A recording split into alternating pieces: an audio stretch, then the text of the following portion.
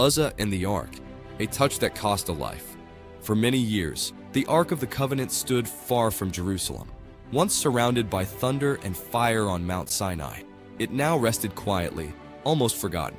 When David became king over Israel, his heart burned with a single desire: to bring the Ark of God back to the center of the nation. He gathered the elders, the commanders, and the people. A new cart was built, strong and polished, and the Ark was placed upon it. Oxen were harnessed. Music filled the air. Harps and lyres echoed through the hills as the procession began. It looked holy. It felt joyful. But what was forgotten was this: God had already given instructions, and they were not being followed. Uzzah and the Ark, a touch that cost a life, a familiar hand. Walking beside the cart was a man named Uzzah. He had grown up near the Ark. He had seen it often, lived near it, and grown familiar with its presence. What was once feared had become ordinary. As the oxen moved forward, the road grew uneven. The cart shook. The Ark shifted. For a moment, it seemed as if it might fall. Without hesitation, without thought, Uzzah reached out his hand, not in rebellion, not in mockery, but instinctively, to steady it. His fingers touched the Ark of the Covenant, the sacred throne of the living God. And in that instant, everything changed. The music stopped. Uzzah fell lifeless beside the Ark.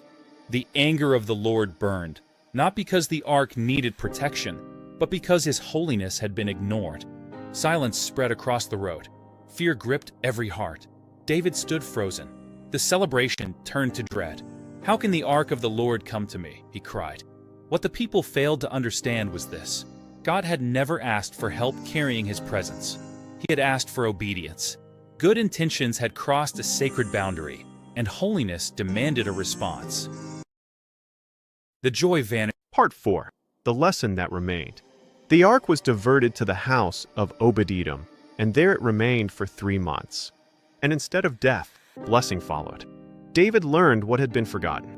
The ark was never meant to be carried by carts, never meant to be touched by human hands.